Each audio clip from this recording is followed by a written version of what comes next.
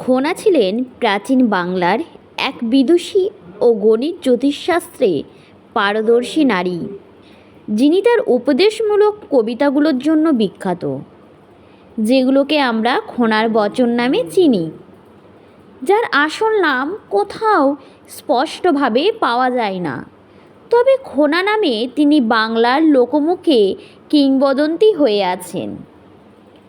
আজ আমরা অর্থ সঞ্চয় সম্পর্কে খোনার বেশ কয়েকটি বচন শুনে নেব। তাহলে চলুন আজকের ভিডিওটি শুরু করি। ভিডিওটি শুরু করার আগে আপনাদেরকে আমি রিকোয়েস্ট করব, আপনারা ভিডিওটি শেষ পর্যন্ত দেখতে থাকুন, আপনারা অনেক কিছু জানতে পারবেন। আয় বুঝে ব্যয় করো, তবেই সুখে থাকো।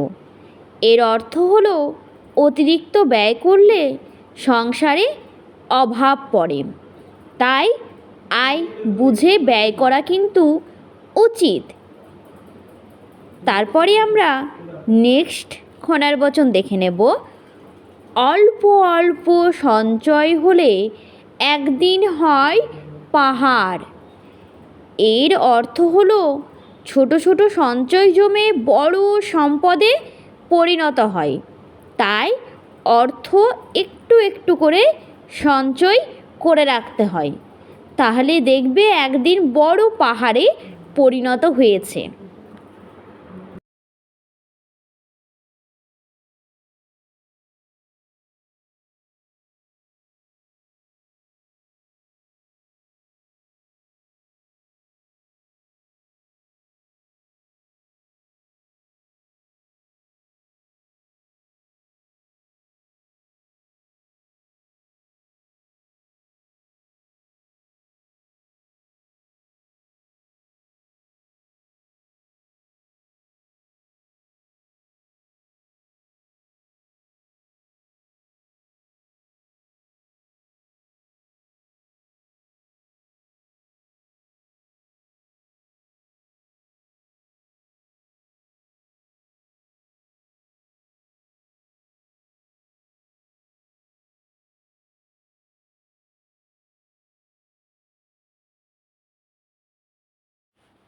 যা পায় তাতেই তুষ্ট, তবেই ধন পুষো।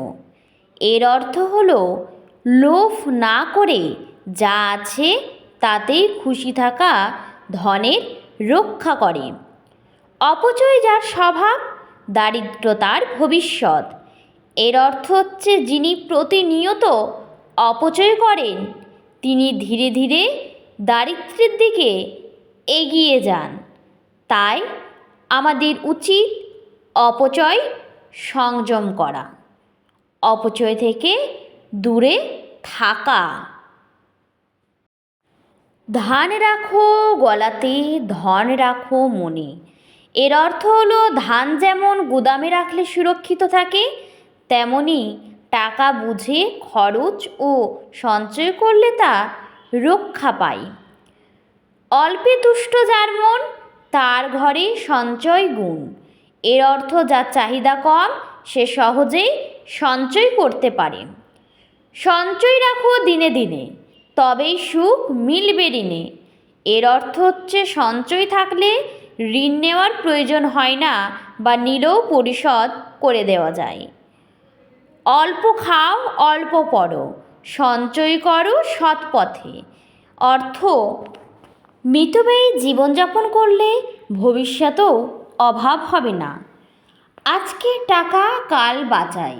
এর অর্থ আজ যেটুকু সঞ্চয় করো তা আগামী দিনের বিপদে কাজে লাগবে।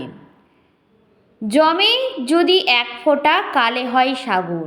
অর্থ সামান্য সঞ্চয় জমে একদিন বড় সম্পদে পরিণত হয়। ধন জমে ধৈর্যে, হারায় লোভে। এর অর্থ ধৈর্য করে চললে ধন জমে, কিন্তু লোভ করলে সব হারাতে হয়। সঞ্চয় ঘরে হাহাকার নেই। যে ঘরে সঞ্চয় আছে সেই ঘরে অভাবের হাহাকার নেই।